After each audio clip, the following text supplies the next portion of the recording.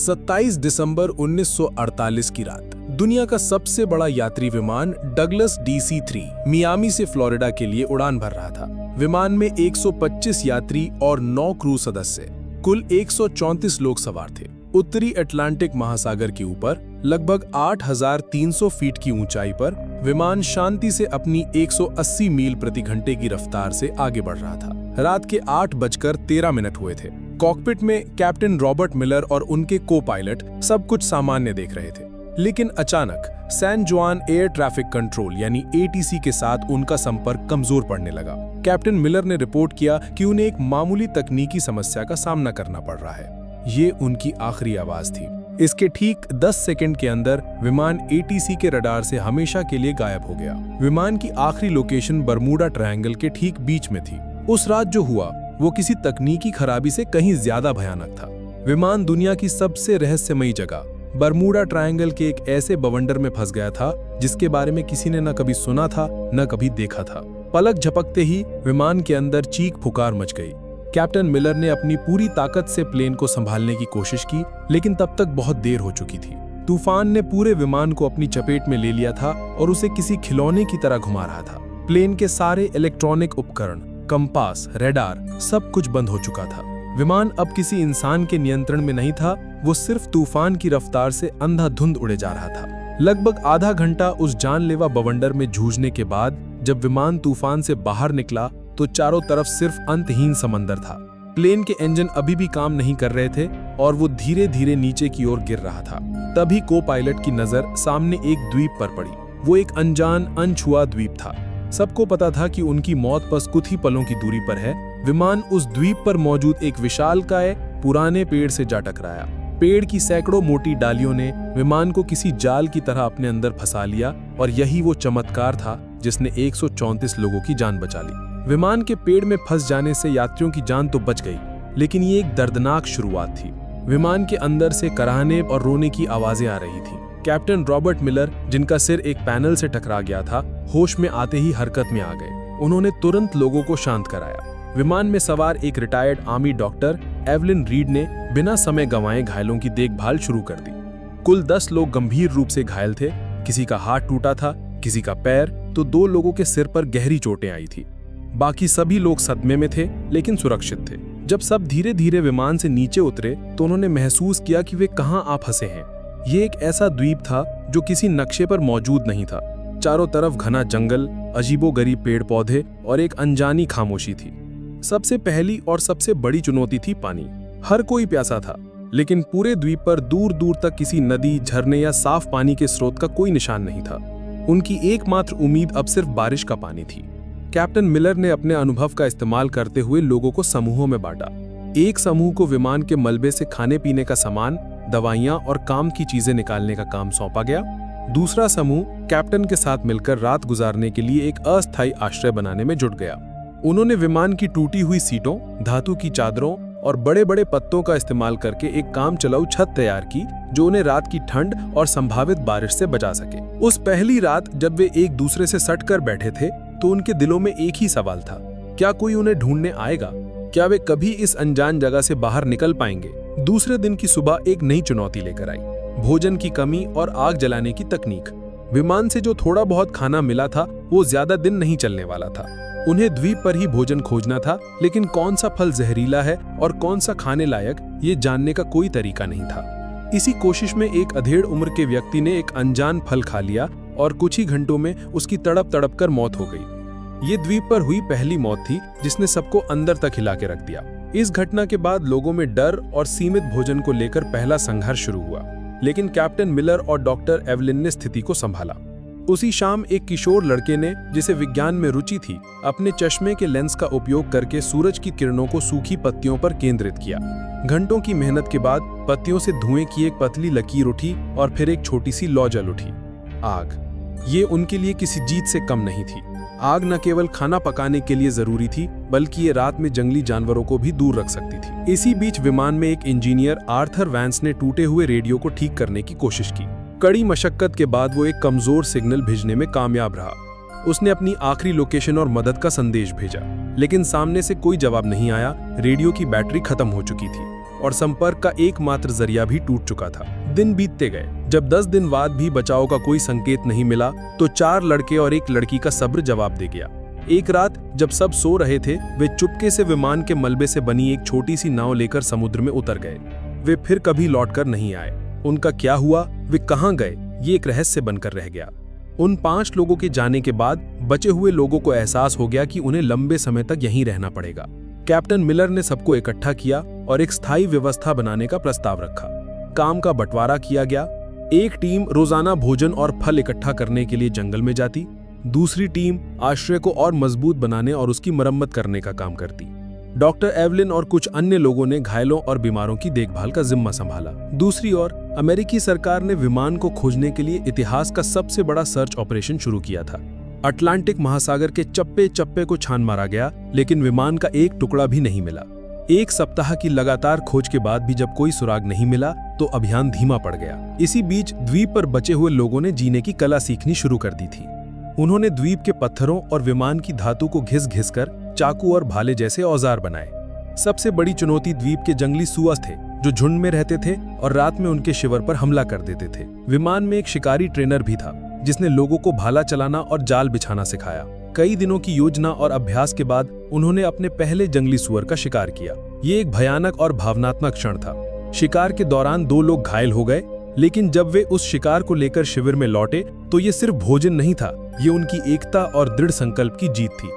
उन्होंने द्वीप के किनारे टूटे हुए नारियल के तनों से रेत पर बड़े बड़े अक्षरों में हेल्प लिखा, इस उम्मीद में कि शायद कोई गुजरता हुआ जहाज या विमान इसे देख ले। दोस्तों, ये कहानी आपको कैसी लग रही है?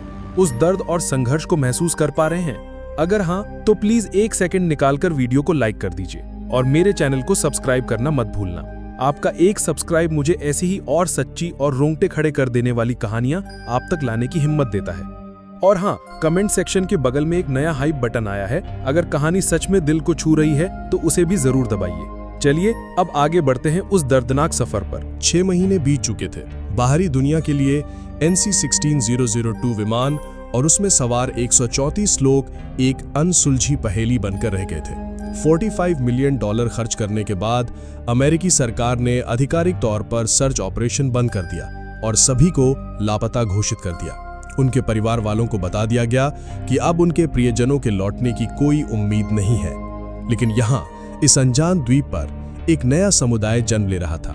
जो लोग गंभीर रूप से घायल थे, वे डॉक्टर एवलिन की देखभाल में धीरे धीरे ठीक हो रहे थे और छोटे मोटे कामों में हाथ बटाने लगे थे। लेकिन इस दौरान बीमारी और निराशा के कारण कुछ और लोगों की मौत हो गई। बचने का कोई रास्ता न देखकर कई लोग मानसिक रूप से टूट गए थे और उन्होंने दम तोड़ दिया। अब द्वीप पर केवल 114 लोग बचे थे। उन्होंने अपने मृतकों को सम्मान के साथ दफनाना शुरू कर दिया और एक दूसरे का मानसिक सहारा बने। रात में जब सब आग के चारों ओर इकट्ठा होते तो वे अपने पुराने जीवन की कहानियां सुनाते, गाने गाते। लगभग 1.5 साल बाद द्वीप पर पहली बार किसी बच्चे की किलकारी गूंजी। एक युवा जोड़े के यहाँ एक स्वस्थ बेटे का जन्म हुआ। उस बच्चे का जन्म द्वीप पर मौजूद हर इंसान के लिए एक नई उम्मीद लेकर आया। 2 साल बीत गए। इस दौरान उन्होंने द्वीप पर जीना सीख लिया था। उन्होंने छोटी मोटी खेती शुरू कर दी थी और मछली पकड़ने के नए नए तरीके इजाद कर लिए थे। लेकिन सभ्य दुनिया में लौटने की इच्छा अभी भी उनके दिलों में चल रही थी। इंजीनियर आर्थर वेंस के नेतृत्व में सभी ने मिलकर एक बड़ी नाव बनाने का फैसला किया। ये उनका सबसे बड़ा और सबसे महत्वाकांक्षी प्रोजेक्ट था। महीनों की कड़ी मेहनत के बाद उन्होंने विमान के टुकड़ों, लकड़ी और बेलों का उपयोग करके एक बड़ी मजबूत नाव तैयार की।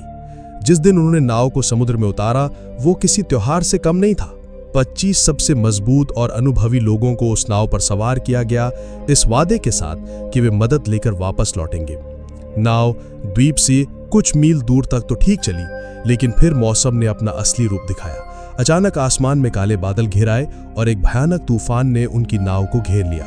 ऊंची ऊंची लहरों ने नाव को पलट दिया। उनमें से कुछ ही लोग तैरकर किसी तरह वापस द्वीप के किनारे पहुंच पाए, लेकिन उस हादसे में 16 लोगों की जान चली गई। ये द्वीप पर अब तक का सबसे बड़ा झटका था। पहले ही बीमारी और निराशा से 15 लोग मर चुके थे और अब इस हादसे ने 16 और जानें ले ली। कुल मिलाकर 31 लोगों की मौत हो चुकी थी और 5 पहले ही भाग गए थे। अब द्वीप पर केवल 98 लोग बचे थे। इस घटना ने उनके बचने के विश्वास को चकनाचूर कर दिया। कई लोगों ने मान लिया कि ये द्वीप ही उनकी कब्र बनेगा और यहाँ से निकलने की कोशिश करना मौत को दावत देना है। 5 साल गुजर चुके थे। जो बच्चे द्वीप पर पैदा हुए थे उनके लिए यही उनकी दुनिया थी। उन्होंने कभी कार, बिजली या शहर नहीं देखे थे। बड़े लोग उन्हें अपनी पुरानी दुनिया की कहानियां सुनाते जो उन बच्चों के लिए किसी परी कथा से कम नहीं थी। लेकिन समय के साथ समाज में दरारें पड़ने लगी। द्वीप के प्राकृतिक संसाधन जैसे कि एक खास किस्म के फलदार पेड़ और छोटे जानवर कम होने लगे थे। भोजन की कमी ने लोगों के बीच तनाव पैदा कर दिया। अब वे 2 गुटों में बंट गए थे। एक गुट जिसका नेतृत्व कैप्टन मिलर कर रहे थे, वे अभी भी मानता था कि उन्हें किसी भी कीमत पर यहां से निकलने की कोशिश करते रहना चाहिए। दूसरा गुट जिसका नेतृत्व एक हताश व्यक्ति कर रहा था, का मानना था कि यही उनकी नियति है और उन्हें बाहरी दुनिया को भूलकर इसी द्वीप पर बस जाना चाहिए, क्योंकि बाहर निकलने की हर कोशिश सिर्फ मौत लेकर आई थी। इसी बीच भोजन की तलाश में एक खोजी दल द्वीप के अंदरूनी हिस्से में गया, जहां उन्हें कुछ ऐसा मिला जिसने उनके रोंगटे खड़े कर दिए। उन्हें किसी प्राचीन टूटी फूटी सभ्यता के खंडहर मिले और उन्हें खंडहरों के पास एक गुफा के अंदर उन्हें एक इंसान का कंकाल मिला। कंकाल के पास धातु का एक छोटा जंग लगा टुकड़ा था जो किसी पुराने विमान का हिस्सा लग रहा था। ये इस बात का सबूत था कि वे इस द्वीप पर फंसने वाले पहले लोग नहीं थे। बर्मुडा ट्रायंगल का रहस्य और भी गहरा हो गया था। क्या इस द्वीप का कोई श्राप था? क्या यहाँ आने वाला हर कोई यही मर जाता है? इन सवालों ने उन्हें और भी डरा दिया। 7 साल बीत चुके थे। इन 2 सालों में तनाव, भोजन की कमी और बीमारियों के कारण 16 और लोगों की मौत हो गई। अब उनकी संख्या घटकर सिर्फ 82 रह गई थी। लोग जीने की उम्मीद लगभग छोड़ चुके थे, वे बस दिन काट रहे थे। ऐसा लग रहा था कि चीजें इससे ज्यादा बुरी नहीं हो सकती, लेकिन वे गलत थे। 8वें साल की एक दोपहर द्वीप पर एक भयानक चक्रवात आया। तेज हवाओं और मूसलाधार बारिश ने उनके लंबे समय की मेहनत से बनाए गए बसीरों और छोटी मोटी फसलों को तहस नहस कर दिया। उन्होंने जो कुछ भी बनाया था सब कुछ बिखर गया। उनके जीने का मनोबल पूरी तरह से टूट चुका था। वे खुले आसमान के नीचे भीगते हुए, कांपते हुए बैठे थे और सोच रहे थे कि शायद अब अंत आ गया है। चक्रवात के ठीक कुछ हफ्ते बाद, जब वो अभी उबरने की कोशिश ही कर रहे थे, द्वीप एक जोरदार भूकंप से कांप उठा। जमीन ऐसे हिल रही थी जैसे फट जाएगी, पहाड़ टूटकर गिरने लगे और पेड़ जड़ से उखड़ गए। हर कोई अपनी जान बचाने के लिए इधर उधर भाग रहा था। ये भूकंप विनाशकारी था, लेकिन अनजाने में ये उनके उद्धार का कारण बनने वाला था। भूकंप के कारण विमान का जो मलबा सालों से एक ही जगह पड़ा था, वो अपनी जगह से खिसक गया और उसके नीचे दबे कुछ तार और उपकरण बाहर आ गए। किसी को नहीं पता था कि ये छोटी सी घटना उनकी 9 साल की पीड़ा का अंत लिखने वाली है। भूकंप के कुछ दिन बाद जब सब कुछ शांत हुआ, तो इंजीनियर आर्थर वेंस यूं ही टूटे हुए मलबे का निरीक्षण कर रहा था। तभी उसकी नजर विमान के उस रेडियो पर पड़ी जो अब एक अलग कोण पर पड़ा था। उसी समय वैज्ञानिकों के अनुसार एक तीव्र सौर तूफान, जिसे सोलर फ्लेयर कहते हैं, उठा, जिसने पृथ्वी के चुंबकीय क्षेत्र को प्रभावित किया। ये एक दुर्लभ खगोलीय घटना थी। शायद इसी घटना के कारण या भूकंप से हिले तारों के जुड़ जाने से एक चमत्कार हुआ। आर्थर ने जब यूं ही रेडियो का एक स्विच दबाया तो उसमें से एक हल्की सी खरखराहट की आवाज आई। उसके दिल की धड़कन बढ़ गई। उसने कांपते हाथों से बैटरी के बचे कुछ तारों को जोड़ा और 9 साल में पहली बार रेडियो की हरी बत्ती जल उठी। उसने तुरंत माइक उठाया और एक कांपती हुई आवाज में कहा, मेडे मेडे मेडे, ये फ्लाइट NC-16002 है। क्या कोई सुन रहा है? हम जिंदा हैं। हम 9 साल से एक द्वीप पर फंसे हुए हैं। दूसरी तरफ मियामी के एयर ट्रैफिक कंट्रोल में एक ऑपरेटर ने जब ये संदेश सुना तो उसे अपने कानों पर विश्वास नहीं हुआ। उसने सोचा कि ये कोई मजाक है, लेकिन जब आर्थर ने विमान का रजिस्ट्रेशन नंबर, कैप्टन का नाम और उड़ान की तारीख बताई तो पूरे कंट्रोल रूम में सन्नाटा छा गया। अमेरिकी सरकार ने तुरंत रेस्क्यू ऑपरेशन फिर से शुरू कर दिया। उस समय सैटेलाइट तकनीक इतनी उन्नत नहीं थी कि वे लोकेशन को ट्रैक कर सके। उन्हें बस इतना पता था कि विमान बर्मुडा ट्रायंगल के आसपास कहीं है। उन्होंने उस पूरे इलाके के एक एक द्वीप को फिर से छानने का फैसला किया। दूसरी ओर द्वीप पर मौजूद लोगों में आशा की एक नई किरण जाग उठी थी। वे दिन रात एक बड़ी आग जलाकर धुआं करते रहते ताकि बचाव दल उन्हें देख सके। 9 साल, पूरे 9 साल बीत चुके थे। एक सुबह जब द्वीप के बचे कुचे 82 लोग सोकर उठे तो उनमें से एक ने दूर क्षितिज पर एक छोटा सा धब्बा देखा। वो धब्बा धीरे धीरे बड़ा हो रहा था। वो एक जहाज था। वो एक अमेरिकी नौसेना का जहाज था जो उनकी तलाश में आया था।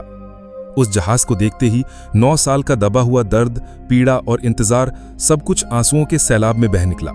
लोग खुशी से चीख रहे थे, रो रहे थे, एक दूसरे को गले लगा रहे थे।